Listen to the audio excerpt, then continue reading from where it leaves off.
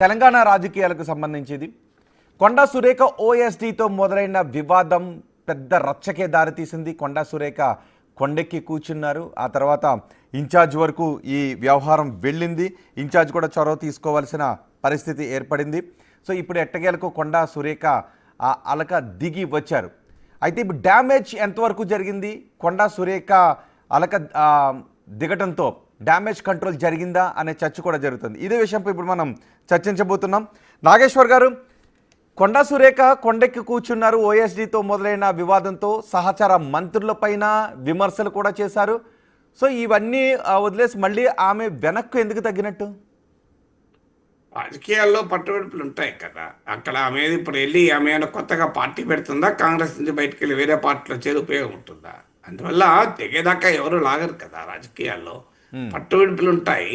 తన తన పంతం నెగ్గించుకునేంత వరకు తమకు అవకాశం ఉన్న వేరకు ప్రెషర్ పెడుతూనే ఉంటారు. ఇప్పుడు ఆమె అలక దిగడం కాదు, అలక అనేది చాలా చిన్న పదం. ఆమె అలక పోన్లే, ఆమె బహిరంగంగానే ఆమె తిరుగుబాటు ఒక రకంగా.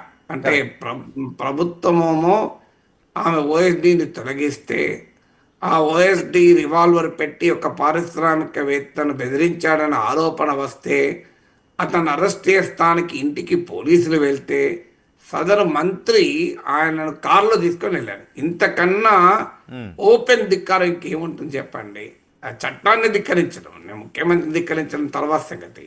ఒక మంత్రి ప్రభుత్వంలో భాగమైన పోలీస్ వ్యవస్థ అరెస్ట్ చేస్తానికి వెళ్తే నేను కాపాడుకుంటాను, ఏం చేస్తావో చేసుకోపో, నా కారులో ఉంటాడు, నువ్వేం చేస్తావు, నీకెంత ధైర్యం అని పోలీసులనే ఛాలెంజ్ చేయడం కదా.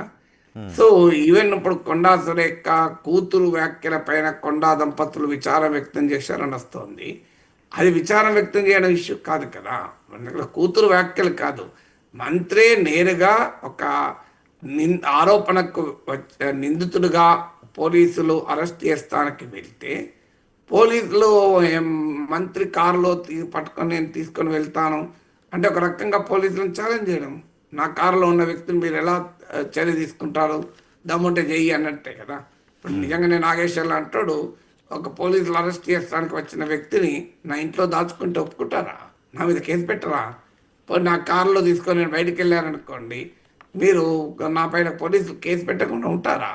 అంటే చట్టం ఒక పౌరునికి ఒక రకంగా, మంత్రికి ఒక రకంగా ఉండదు కదా.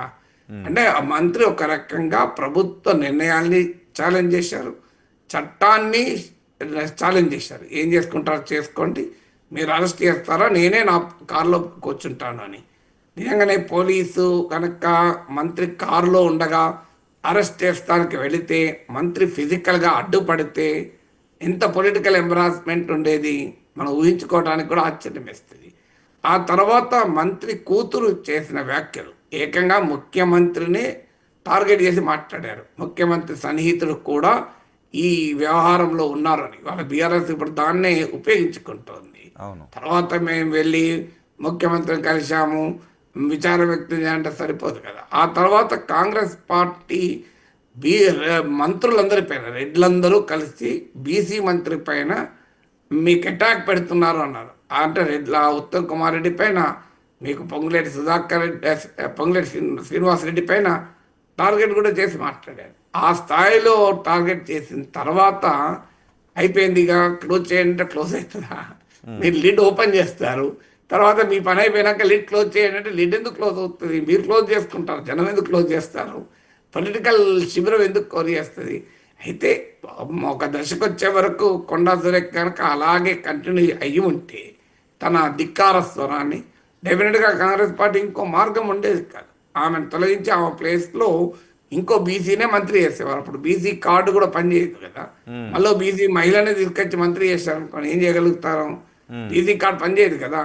ఆమె తీసేసి రెడ్డిని మినిస్టర్ చేస్తే పోనీ అన్యాయంగా బీసీలను అణగదొక్కారనొచ్చు, మరో బీసీనే చేశారు అనుకోండి, అణగదొక్కడానికి అవకాశం ఉండదు, అణగదొక్కారని ఆరోపించడం.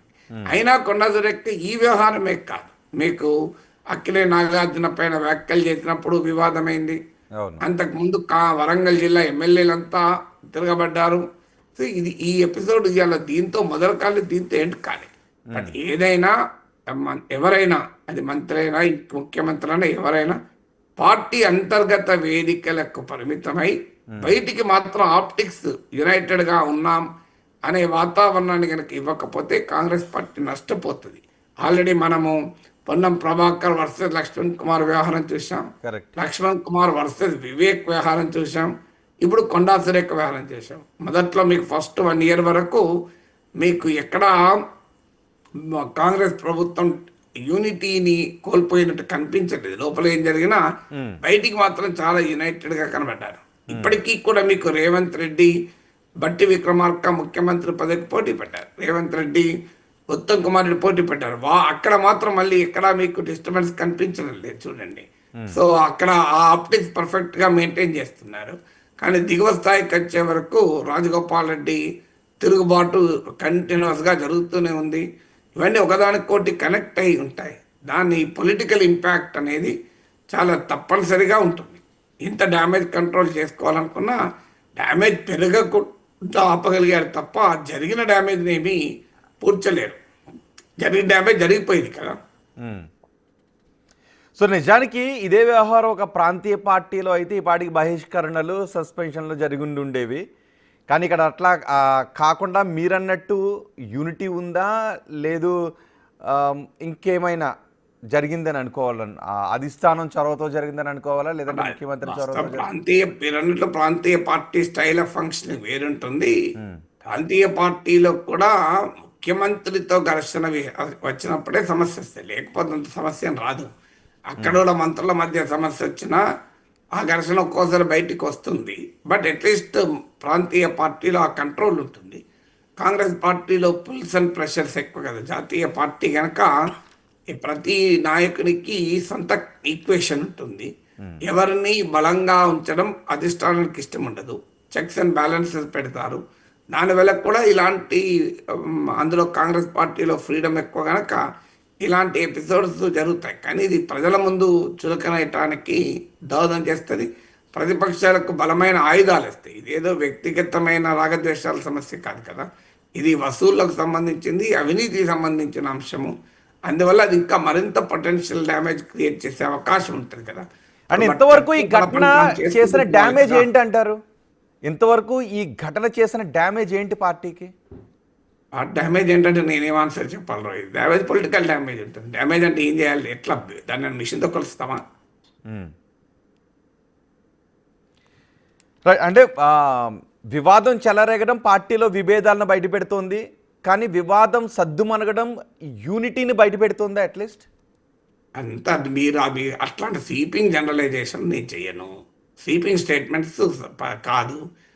యూనిటీ యూనిటీ ఏం కాదు. నేను చెప్పాను. మీరు దాన్ని చెప్పిన దానికి మీరు భాష్యం చెప్పి మళ్ళీ నడితే నేనేమాత్రం చెప్పాలి మిత్రమా? రైట్. సో కాంగ్రెస్ లాంటి పార్టీలు ఎలాంటి విభేదాలు మొదటిసారి అని అనుకోం, ఇవే చివరిసారి అనుకోవడానికి కూడా అవకాశం లేదు. అంతే కదా. రైట్. కానీ అంటే ముఖ్యమంత్రితో పాటు సహచార మంత్రులను కూడా ఒక రకంగా మీరు అన్నట్టు బీసీ రెడ్డి కార్డుని కూడా అక్కడ ఉపయోగించిన పరిస్థితిని చూసాం. సో అలాంటి పరిణామాన్ని ఎలా చూడాలంటారు దాన్ని పార్టీలో? చెప్పాను కదా మిత్రం, మళ్ళీ అదే అడుగుతున్నారు. నేను ఆల్రెడీ చెప్పాను. మీరు దాన్ని మళ్ళీ నేను ఏం అడగ ఇంకా రిపీట్ ఏం చేయాలి చెప్పండి.